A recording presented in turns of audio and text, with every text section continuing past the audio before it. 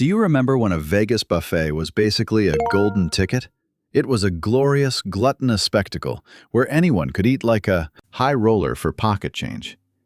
Today, it's mostly a ghost town of disappointment. But here's the thing. This nosedive in quality isn't an accident. What if those sad, drying out trays and vacant tables are exactly what the suits intended? In this video, we are peeling back the layers on how the soul of Sin City dining was sold out, one cold, rubbery shrimp at a time. What happens when the lost leader that built an empire stops making financial sense? Back in the day, these buffets were theater. You had guys in tall hats carving massive prime ribs right in front of you, mountains of crab legs on ice, the sizzle of a wok, the scent of bread straight from the oven. It was a show. The whole machine was designed to make you feel wealthy, pampered, and overwhelmed by freshness. Every dish whispered the same lie. You are special, and Vegas treats you like royalty. But walk into a modern buffet now, and that illusion shatters instantly. You are slapped in the face with budget cuts. Seafood that used to be ocean fresh now tastes like tires under a heat lamp. The sushi looks like it was rolled yesterday morning, not 20 minutes ago. The vegetables are limp. The meat looks tired. Even the dessert station, which used to be a gallery of art, feels like it was stamped out on a factory conveyor belt 3 towns over. This shift isn't just about cheaper ingredients, though. It is about the cost of time and hands. Real food takes work. These places used to have armies of cooks prepping 24/7. Now, it's a skeleton crew. You don't have chefs cooking fresh orders. You have a line cook dumping reheated bags into a tray. Instead of bright lights showing off the food, they dim the room to hide how sad it all looks. Even the salad bar has been hit. What used to be a vibrant garden is now just a row of wilted, boring greens. People aren't stupid. They know this isn't the Vegas they fell in love with. And that is the real tragedy. The core vow of the buffet, endless, beautiful, fresh food, has been quietly murdered by the accounting department.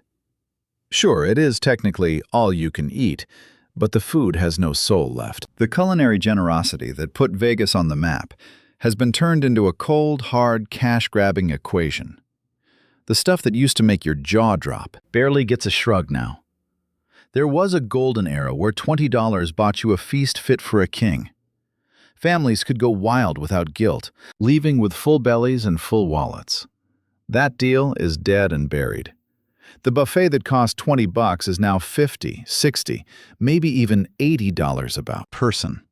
And here is the kicker. The quality tanked while the price skyrocketed. You are shelling out 5-star money for high school cafeteria slop. You are paying top dollar for corporate mediocrity. The whole point of the buffet was that it was easy. You could wander in from the slots in shorts, grab a plate, piled high with dim sum and steak, and feel like you beat the house. But inflation isn't the only villain here. The entire business logic flipped. Buffets aren't loss leaders to get you in the door anymore. They are expected to make a profit on their own. The casino floor used to subsidize them. Kitchen. It was a marketing expense. Those days are history. Now corporate management wants every single square foot of the resort to bleed money for the shareholders, including the kitchen. The outcome? Shrinkflation, frozen garbage, understaffing, and massive price hikes to cover the spread. Guests feel the burn. They walk in chasing nostalgia, but they walk out feeling ripped off.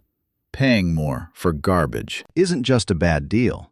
It is a signal that the city that used to cater to the player now only cares about the stock market. The affordable luxury that built this town, the idea that you could live large on a budget, has been reversed. Now, a buffet isn't a treat, it is a gamble. And let's be honest, the house always wins. Ironically, the more they jack up prices to make up for lost customers, the more the customers stay away. It used to be a cycle of plenty. Now, it is a death spiral of scarcity. Once upon a time, these halls were a global food tour. You had handcrafted pasta being rolled out next to blazing Mexican, grills and Japanese masters slicing fish. It was like traveling the world without leaving the room. A culinary adventure where every turn was a surprise. That variety? Dead. Try hitting up 3 or 4 different buffets on the Strip today, and you will notice something creepy. They are clones. The same instant mashed potatoes, the same sugary teriyaki glaze, the same dry turkey under a heater. Even in the middle of summer, the creativity is gone, replaced by a corporate template. These menus aren't built to taste good. They are built to survive sitting out for hours, with zero effort, maximum shelf life, and easy replication across 10 hotels. Buffets used to show off pride. Now, they show off cost-cutting measures. When you strip your brand down to the same few safe, cheap options, you kill the magic. It gets worse because of who owns the town. A few giant companies own almost all the casinos. So, standardization becomes the god they worship. Instead of fighting to be the best, they just settle for being equally average. Diners realize there is no point in trying a new place because it is just a copy of the last one, and repeat business, the heartbeat of hospitality, dries up. Menus used to change with the seasons. Now you can come back 12 months later and find the exact same tray of mac and cheese, sweating under the same light bulb. It doesn't invite you to explore. It tells you to give up. People don't go for the food anymore. They go because they remember how good it used to be, hoping for a spark of the old days, but that train has left the station. Variety is expensive, and novelty doesn't look good on a quarterly earnings call.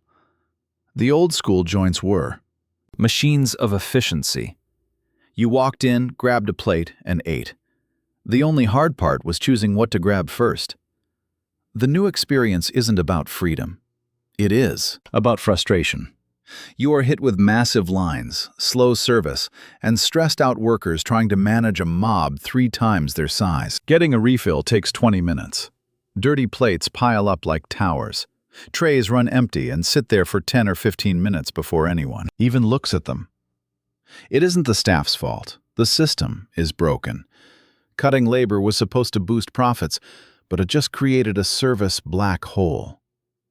Every other. Look around, and you will see desperate diners waving their arms, trying to get anyone's attention. Back in the kitchen, the staff is drowning. This is the ugly reality of the hospitality industry's hangover. We are talking fewer hands on deck, impossible workloads, and patience wearing thin. Executives are demanding profits like it is 2019, but with a skeleton crew, and the result is absolute mayhem. Service used to be the magic that made the difference. Take that away, and these places feel like soulless factories. When you remove the humanity, you kill the soul of the place. You do not feel like a valued guest anymore. You feel like a unit of production.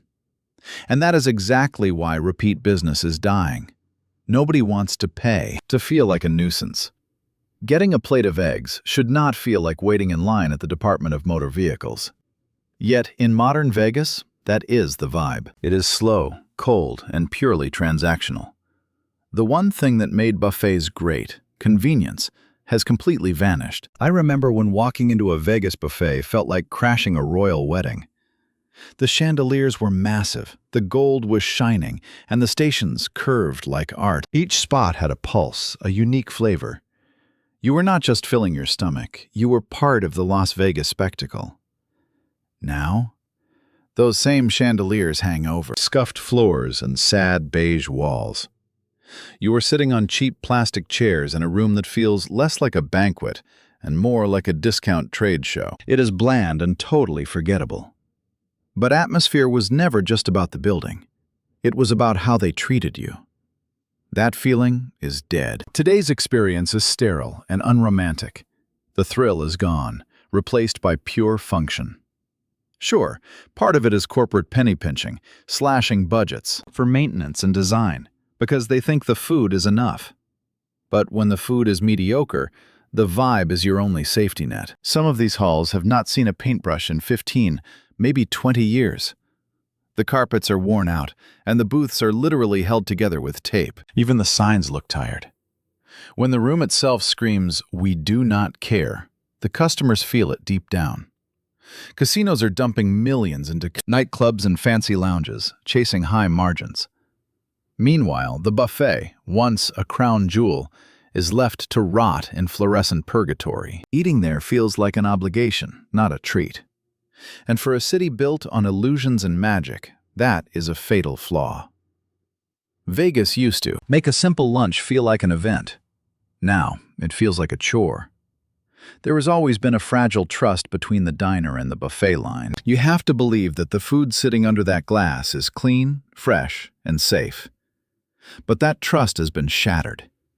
Even before the world shut down, health inspectors were flagging these self-serve setups for cross-contamination. And after the pandemic, we all became obsessed with hygiene. They promised us a new era with gloves and sneeze guards. But let's be real, most places quietly slipped back into their pre-2020 habits. You see uncovered pans sitting out for ages, serving spoons touched by hundreds of strangers. Lukewarm food. The self-serve model is dying, and the owners have no idea how to fix it. Some tried putting staff at every station, but the labor costs were too high. Others tried serving small tapas-style plates, but that kills the whole all-you-can-eat fantasy. What we are left with is a messy compromise. It is half restaurant, half cafeteria, and completely unsatisfying. Here is the dirty secret the suits won't tell you. Safety is expensive. Constantly checking temperatures, rotating fresh trays, and cleaning properly costs money that publicly traded giants hate spending. So, they quietly shave down those safety protocols behind the flashy signs. The risk is invisible, but it is there. And customers, even if they cannot put it into words, feel that anxiety.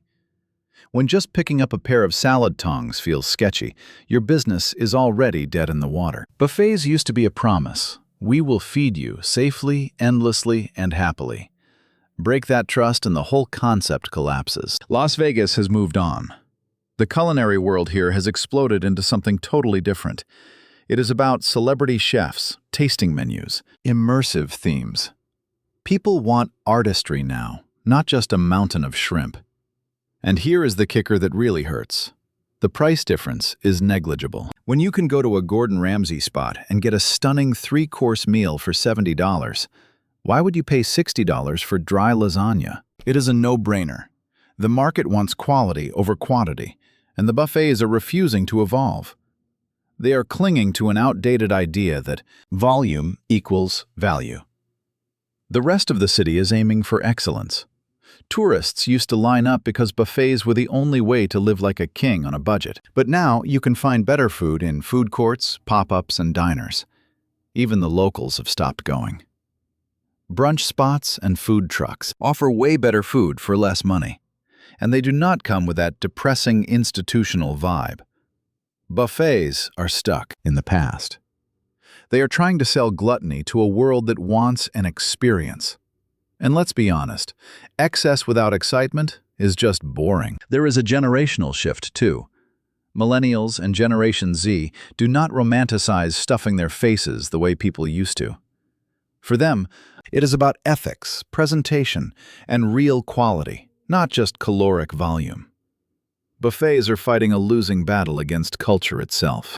So while the rest of Vegas climbs to new culinary heights, the buffet is left behind, slowly fading into obscurity. They took your childhood memories and turned them into a corporate cash grab. They swapped abundance for scarcity and value for exploitation. You are being sold a lie, while they keep the change. Have modern Vegas buffets let you down? Tell us your horror stories in the comments. Hit subscribe. We are fighting for the real Vegas, not this cheap imitation.